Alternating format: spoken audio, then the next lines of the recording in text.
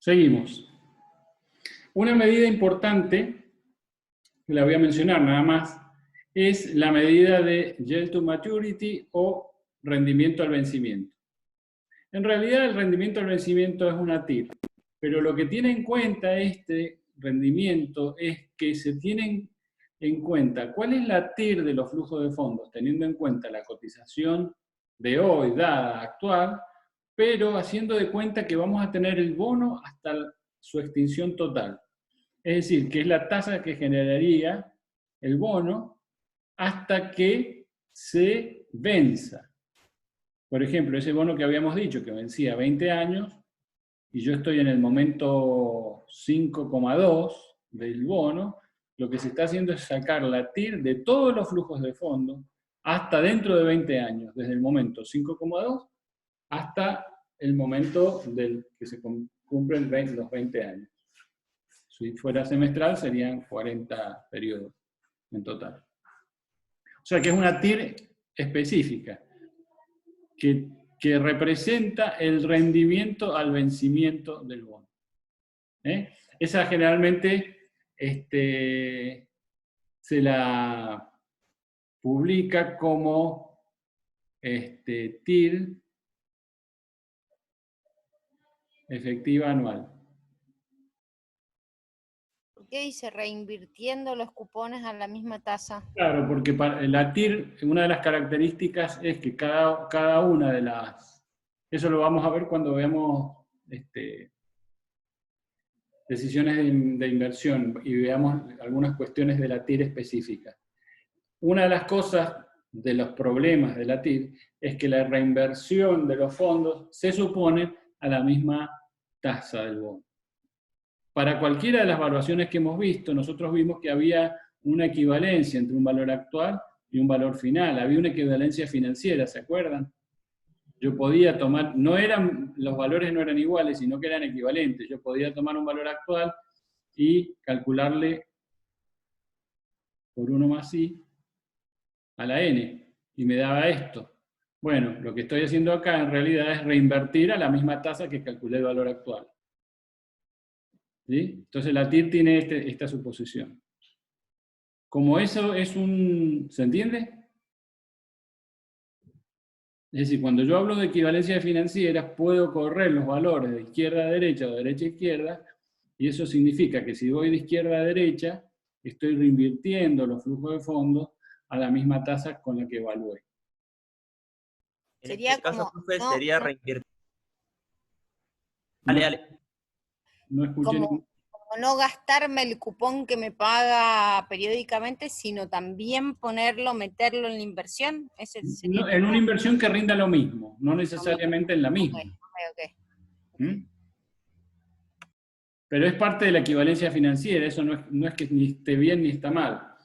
Digamos, eso, acá hay como dos corrientes. Una corriente que dice que es una gran limitación de la TIR, el hecho de que suponga reinversión de los fondos a la misma TIR. Otros dicen que en realidad, si una persona obtiene en su negocio una TIR, perfectamente puede reinvertir los fondos en ese mismo negocio. O sea que ahí están divididas las aguas.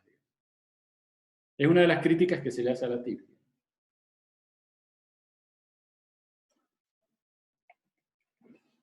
Bien.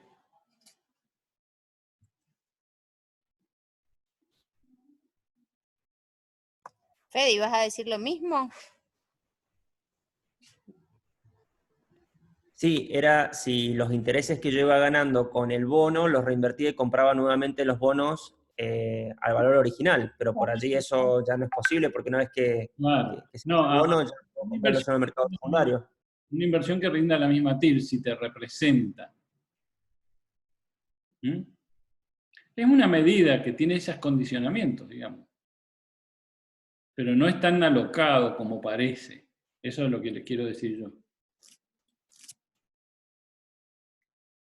Bueno, vamos ahora a algunas medidas de riesgo.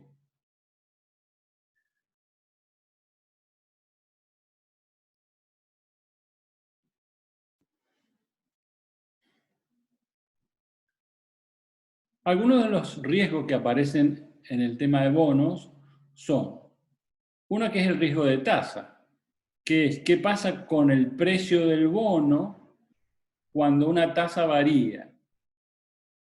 Ese es el primer riesgo, es decir, si el flujo de fondos, la tasa de la economía varía, ese flujo de fondos no va a valer lo mismo. ¿Por qué? Porque el flujo de fondos del bono está representado por, digamos, por un espacio de tiempo, supongamos así. Entonces, si yo tengo flujos de fondos,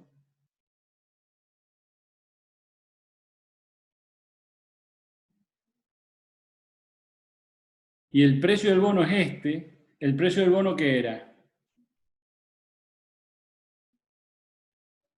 Era el valor actual de esto, de este vector.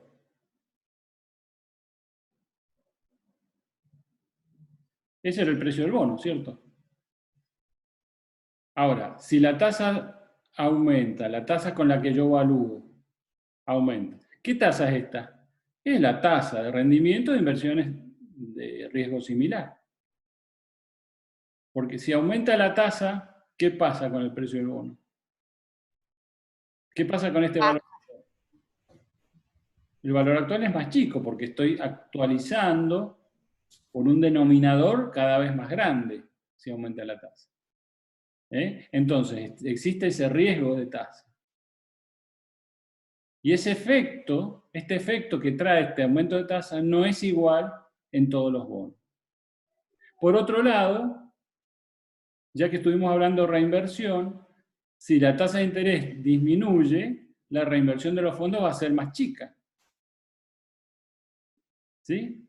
Entonces, para tratar de buscar una medida que tenga en cuenta todas estas variaciones, es que se inventa, se formula una medida que se llama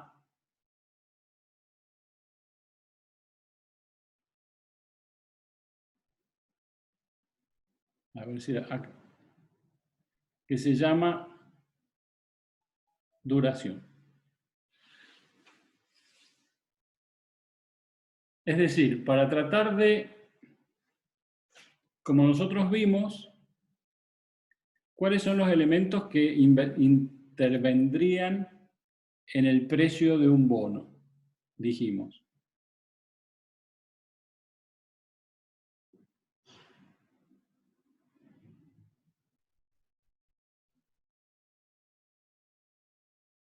Recién lo dije yo. Yo quería determinar el precio del bono que tenía que tener en cuenta. Los flujos de fondos, cuánto se producen,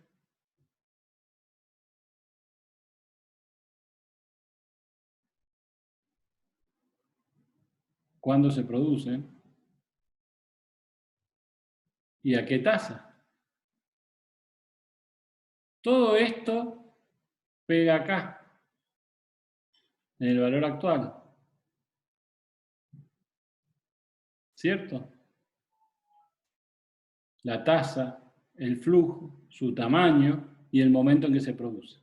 Por eso se trató de armar una medida que se llama duración, que relaciona de alguna manera cada uno de estos flujos. Lo que se hace acá, que parece tan difícil, pero no es tanto, es lo siguiente. La duración es una medida del vencimiento del bono, es decir, de lo que resta del bono, pero ponderada, teniendo en cuenta el promedio de flujos que resta pagar. ¿Se entiende entonces? Primero que nada, es un vencimiento promedio. Si yo digo que este bono tiene una duración de 4,2 años, ¿qué estoy diciendo? que en promedio ponderado a este bono le quedan 4,2 años, aunque en realidad le queden 6. ¿Por qué? Vamos a ver que esto se achica de alguna manera. Supongamos que al bono le quedan 6 años, 6 periodos. Pero la duración de ese bono da 4,2. Ya va a ver cómo hacemos para que me dé 4,2 y qué significa. Pero Sí, yo no estoy siguiendo la idea en absoluto. no, es que todavía no lo explico. Estoy diciendo nada más que vamos a tratar de relacionar todos estos conceptos, porque todos estos conceptos, tanto el flujo de fondo, el momento en que se producen, la tasa que se producen, me pegan ¿en qué? En el precio del bono. Entonces yo quiero una medida que mida de alguna manera qué va a pasar con este precio cuando se tocan estos elementos. Sobre todo cuando se toca la tasa. La tasa es la da de la economía. ¿Sí? Entonces, ¿qué le pasa a un bono cuando le toca la tasa? Pero además, cuando le toca la tasa, ¿cómo le pega ese bono en comparación a otros bonos? Entonces se inventó esto que se llama duración. Todavía no lo he explicado, estoy aproximándome a el concepto. La duración es un vencimiento promedio. Tiene que ver con cuánto le resta al bono por pagar. Ahí está, hasta ahí estamos. ¿Esa idea sí se entiende? Sí. Bien. Okay. Ponele que yo te digo que un bono tiene una duración de 2 años y otro bono tiene una duración de 4,2 años. En términos de riesgo, ¿cuál te parece más riesgoso y por qué? El de 4, obviamente. El 4, ¿por qué? Porque pueden pasar muchas cosas, pueden... En 4 años. Sí. Bueno, ahí está la esencia de lo que significa la duración. Lo que pasa es que no es un plazo común y silvestre, no es que al bono le quedan 4 años, ni 2 años. Este cálculo tiene en cuenta, además de los periodos que le quedan, cada uno de esos periodos se lo pondera en función del valor actual del flujo de fondos de cada momento. Vuelvo a repetir. Ya lo vamos a ver en el cuadro del siguiente. Un bono tiene, por ejemplo, a este bono supongamos que le quedan 6 años, dijimos nosotros, ¿sí? 1, 2, 3, 4, 5 y 6. Y yo estoy parado acá. Hoy este bono tiene una cotización, un precio. Un precio. A este bono le quedan 6 años, pero en términos de duración, lo que yo voy a buscar es un plazo de tal manera que los flujos, supongamos que la duración, dije yo, me daba 4,2. El plazo real que resta es 6, pero la duración es 4,2. Este plazo está calculado de tal forma que la inversión de todos los flujos anteriores más el valor actual de todos los flujos posteriores me dé acá. Esto quiere decir que en este plazo hay como un equilibrio financiero entre lo que ya pasó y lo que resta. ¿Se entiende? Sí. Si yo, Y a partir de ese punto de ganancia. toda la plata que puse acá puse plata, la llevo hasta acá. Acá recibí plata, la llevo acá, con el signo que corresponda. Y acá voy a recibir plata, lo que queda, y lo actualizo acá. ¿A qué tasa? A la TIR del bono. Entonces, lo que produce es como una especie de momento en donde toda esa corriente de flujo de fondos se equilibra. Perdón, ¿por qué tendría en cuenta los valores que ya cobré del bono? porque es la reinversión de eso a la tasa. Estás teniendo en cuenta lo que invertiste, más lo que ya obtuviste, más lo que vas a obtener. Porque lo que estás buscando es un momento en el plazo en que se equilibre financieramente lo que pusiste más lo que recibiste, o lo que vas a recibir. Ok, gracias. ¿Sí? Entonces, como hemos empezado a hablar de la reinversión de los fondos, qué sé yo, por eso es muy interesante. Profesor, me cuesta entender el equilibrio en relación a qué es esa duración. Está en equilibrio financiero, pero digamos, si yo pienso en esos momentos, en lo que yo recibo y lo que o lo que dejo de Claro, recibir. vos pusiste esto, vos pusiste el precio. Ese precio capitalizado acá, menos. O si pones el precio negativo, esto lo pones positivo. Si Sí, te sí. pones negativo, esto lo pones positivo, esto es lo que recibí. Y esto es lo que Sí. voy a recibir. Entonces se hace, esto no se hace así. Lo que estoy tratando es de que vean que en realidad es una especie de momento de equilibrio de la inversión. Si yo comparo varias inversiones con momentos de equilibrio diferentes, esta supongamos que era la de 2.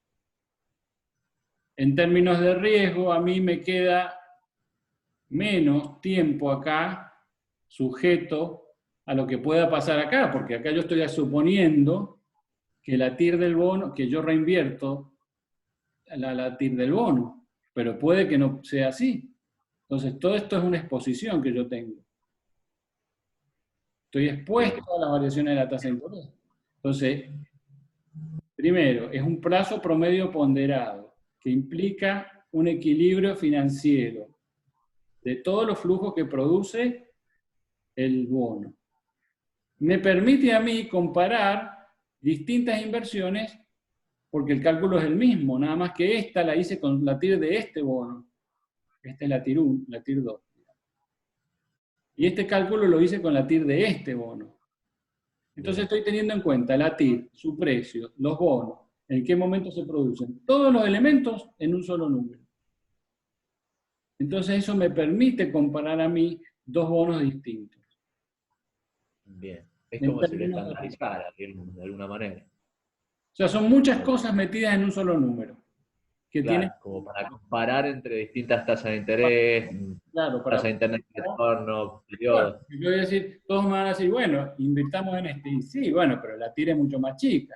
Digo, esta TIR debería ser más grande en principio. Claro, por el riesgo, obviamente. Porque esta evaluación que hace el mercado debería ser más chica. ¿Sí? Claro. ¿Por qué? Porque hay una TIR de un plazo, de un bono con más riesgo, en definitiva. Claro. Entonces, vamos ahora a cómo se calcula. Profe, una consulta. María. ¿Podemos decir entonces que esa duración es un momento durante la inversión donde yo financieramente hablando he gastado tanto como lo que voy a recibir financieramente hablando? Sí, siempre y cuando no se modifique la tasa. Sí, sí, estamos de acuerdo, con una tasa que es constante, estamos de acuerdo. Ajá. Bueno, veamos el concepto de cómo se saca la duration. Lo que se hace es lo siguiente. Supongamos este bono hoy vale 950. Es un bono tipo bullet y devuelve los 1.000 pesos al final del tercer periodo. Además paga el 8%. Esta es la tasa de cupón. Ahí. Esta tasa es la tasa, esta es la tasa de cupón, el 8%, decía yo. Pero su TIR es el 10. ¿De dónde saco esta TIR? Y con este precio y estos flujos. ¿Se entiende?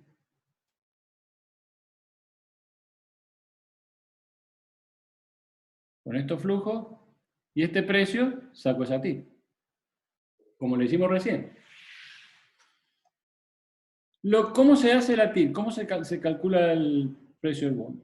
La duración. Lo que se hace es lo siguiente. Se saca el valor actual a la TIR de cada uno de estos flujos, al momento cero. El 80 18 horas. Valuado al momento cero es 1 más la TIR elevado a la menos 1. El 2, el flujo de fondos del momento 2, es 1 más la TIR elevado a la menos 2, y el flujo del momento 3 elevado a la menos 3. Saco esa cuenta, y lo que hago es multiplicar o actualizar cada uno de estos flujos. Es decir, esto que tengo acá es cada uno de estos flujos actualizado. ¿Sí? El 80 actualizado en el momento 0 me da 72. El 80 actualizado en el momento 0 me da 66. Y el 1080 actualizado en el momento 0 me da 811. La suma de estos flujos, ¿cuánto me tiene que dar? ¿El actualizado ese sería como el valor actual? Sí, tal cual. Sí, tal cual. Okay. Decía, la suma de esto, ¿cuánto me tiene que dar? El precio del bono.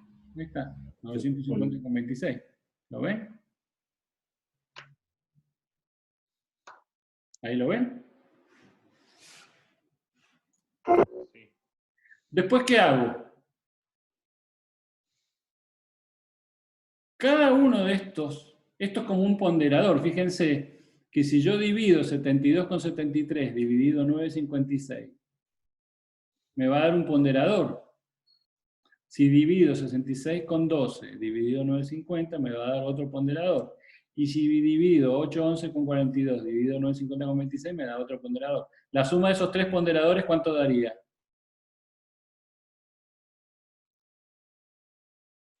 La suma de ponderadores me tiene que dar 1. ¿Cierto? Sí. Entonces, en realidad, con esto yo puedo ponderar el plazo, que es lo que quería ponderar. Entonces, ¿qué hago? Este plazo lo multiplico por este ponderador. Digamos, no por el ponderador, en este caso está ya el flujo descontado, ¿sí? Y me da 1. Este 2 lo multiplico por 66,12, da 132, y este por 811 da 2434. Este 2639 es la sumatoria de arriba. Si yo la divido por el precio, ¿qué me va a dar? La suma de 5, que es 2639, dividido el precio, me va a dar la duración, que es 2,78. Es el momento en donde se equilibran todos los flujos de fondos. Si quieren, se puede hacer así. La duración, en realidad, es igual. Por ahí lo entienden mejor.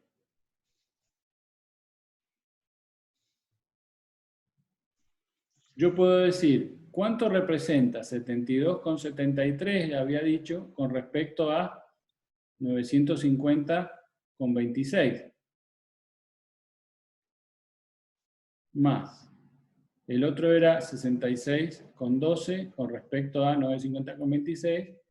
Y el otro era 811,42 con respecto a 950,26. Sobre esto dijimos era el ponderador para el plazo 1, entonces lo multiplico por 1.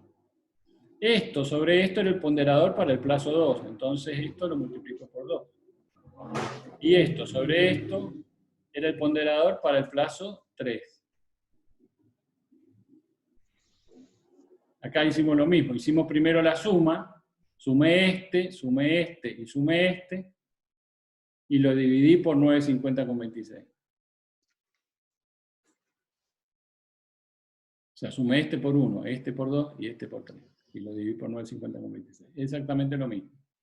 Y ahí me da 2,78. 0,78. No sé si se entiende mejor con esta fórmula.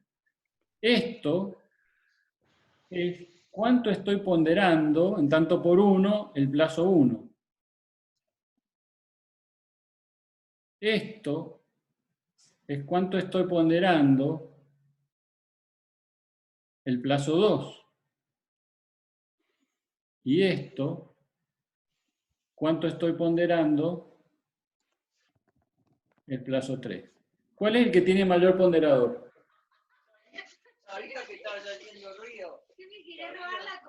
El 3. El plazo 3. Por eso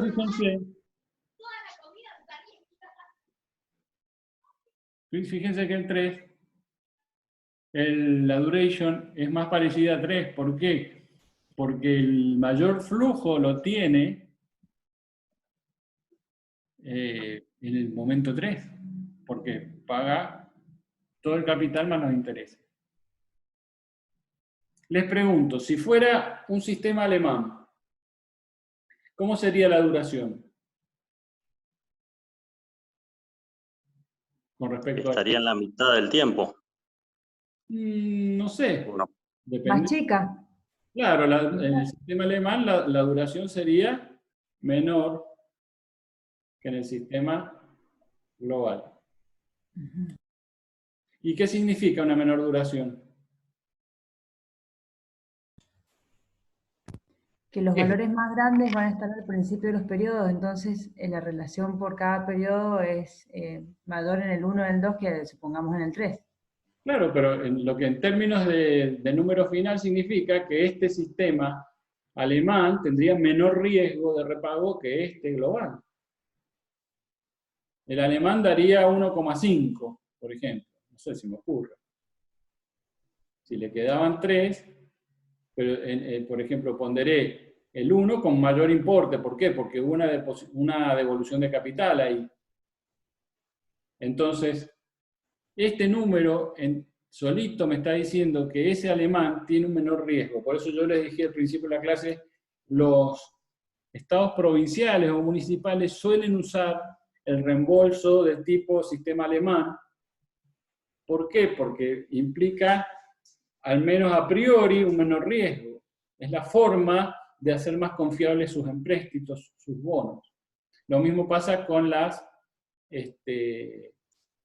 empresas.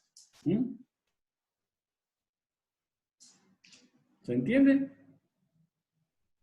¿O está muy difícil? No, sí, se entiende el concepto. Es muy difícil paso a paso para llegar al resultado, pero sí, el concepto se entiende. Tampoco es gran cosa. Con este cuadrito lo van a entender bien. ¿Por qué tengo que explicar cómo se calcula? Porque esto no lo van a calcular nunca ustedes. ¿Por qué? Porque ya se publican las duraciones. Pero si vos no tenés idea de cómo se calcula, no tenés idea de qué significa. Ay, bien. Una buena noticia que no tengo que calcular. No, este cálculo tampoco es gran cosa. También hay unas funciones de Excel que lo calculan. Pero a mí sí me interesa la interpretación del número. ¿Qué significa? Estamos hablando en términos de riesgo. No, sí, perfecto. La idea me queda clarísima. Bueno, mejor. Me alegro. Me alegro un montón.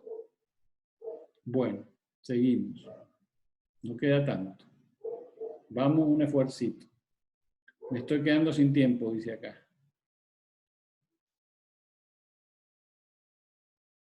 Diez minutos me quedan. Bueno, a ver si termino. Me queda otra medida que es importante. Bueno, existe otra medida que es parecida a esta, que es la duración dividido 1 más la TIR. Esta ahí es la tasa de interés. Esta medida de duración dividido 1 más la TIR se llama duración modificada o modified duration. Y sirve para calcular con cierta aproximación cuál es el cambio relativo en el precio ante un cambio en la tasa de interés de la TIR.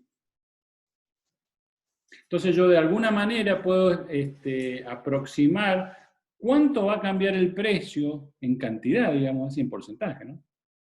porque es delta P con respecto a P, es decir, esto es un incremento relativo. Con esta duración, dividido 1 más la tasa de interés, ante un cambio en la tasa de interés, ¿cuánto cambiaría el precio? Eso se suele ver con esta función. La modified duration es la tangente a esta curva. Fíjense esta curva lo que hace. Esta curva mide cómo cambia el precio del bono ante cambios en la tasa de interés. Esto por qué cambio de... Antes, perdón. Antes usábamos para tasa de interés I, pero ahora en bonos se suele usar Y porque viene de yield. Y nosotros habíamos dicho yield to maturity. Pero esto no deja de ser una TIR. Entonces, a este nivel de tasa corresponde un nivel de precio del bono P. Ahora, si aumentamos la tasa de interés de I a I más, fíjense que lo que va a pasar es que va a haber un cambio no proporcional, es decir, no en la misma medida de baja de precio. Nosotros vimos que cuando subía la tasa de interés, ¿qué pasaba con el precio?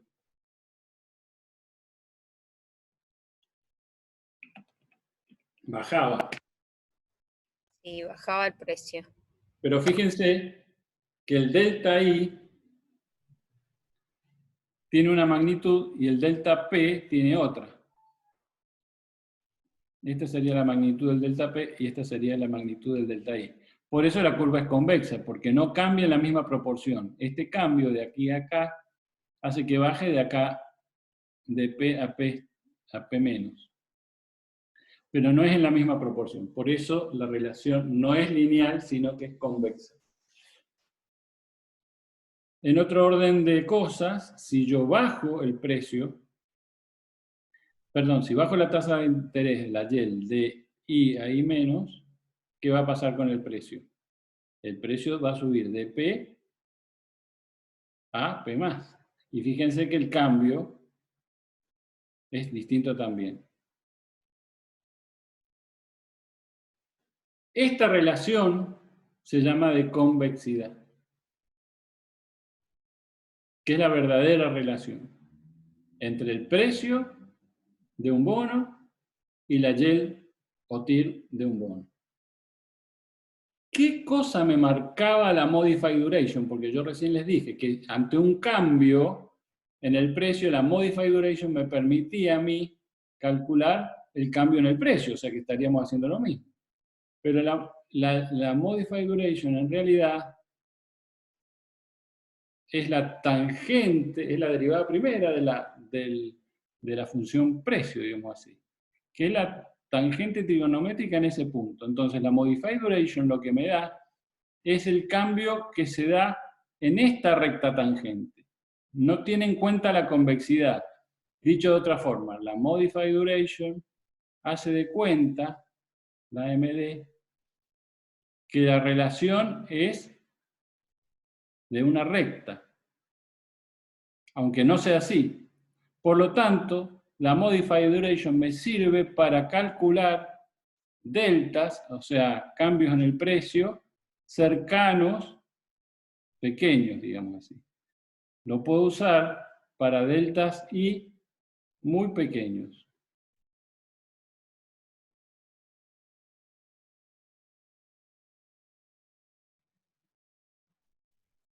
Porque es la recta tangente en ese punto.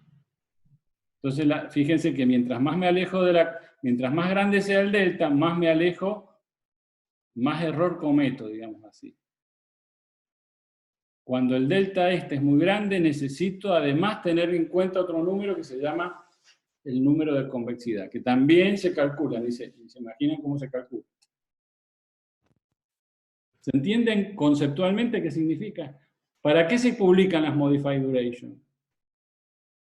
Y porque es algo parecido a la duración. La otra se llama duración de Macaulay. La Modified Duration, que es la duración de Macaulay dividido 1 más la tasa, me sirve para el cálculo de deltas P dado un cambio en la tasa, delta I. Pero siempre que ese delta I sea pequeño, esté cerquita de la convexa. También en términos de riesgo, es un excelente indicador. ¿Por qué? Porque me está dando cuánto va a cambiar el precio del bono ante un cambio del 1%, por ejemplo, en la tasa. Yo en algún momento había hecho un ejemplito. No recuerdo dónde está eso, pero... Profesor, consulta. ¿Y ese delta, en qué rango tiene que estar? O sea, ¿quién me va a marcar que sea muy pequeño y no muy alta la variación? 0,5%. Bien. Menos del 1%, un 1% como máximo. Perfecto. Vos podés hacer lo que vos quieras, si querés le metés un 5%, pero ¿qué pasa? Te va a dar la curva, digamos. Claro, porque fíjate que la recta, si el delta, si estuviéramos haciendo este delta, fíjate, Sí. acá hasta acá, ese sería el delta I cualquiera. Sí, sí. Te va a sobreestimar la bajada. ¿Por qué? Claro. Porque te va por acá. Bien. En vez de que te dé este, te va a dar este. Bien. Y al revés con la subida. Te va a decir, che, va a subir menos. Porque te va a dar por ahí. Perfecto. O sea, va a ser bastante negativo, digamos, porque te va a sobreestimar la bajada o te va a subestimar la subida. Por eso, o sea, yo tendría que tener como máximo un delta del 1%, no más de eso. En general se toma como el 1%. Pero lo que ocurre, en realidad la Modified Duration no sirve tanto para hacer este tipo de proyecciones, sino que se usa mucho, sobre todo el Banco Central la usa, para establecer rangos de riesgo. Entonces se hace lo siguiente, se dice Modified Duration de bonos que estén entre 1 y 4, eso se considera un clúster, digamos, de riesgo. Modified Duration que estén entre 5 y 10, después Modified Duration entre 11 y 15, ponele, estoy inventando, ¿no? 16 y 20. Pueden ser semestres, supongamos. Entonces, el Banco Central te hace calcular lo que se llama riesgo de capitales mínimos. Esto se usa como para calcular el riesgo de la entidad financiera expuesta al mercado, digamos así. Entonces, te pondera los bonos que tenés en este clúster en menor proporción, y a medida que va aumentando el clúster, va aumentando el riesgo que te hace calcular el Banco Central. Y eso uno lo tiene, como entidad, lo tiene que poner en plata en la entidad, lo tiene que dejar, es una especie de encaje, digamos. Lo tiene que tener en plata en la entidad para afrontar si hay que deshacer alguna de estas posiciones. Mientras la posición es de más largo plazo, más plata tenés que poner.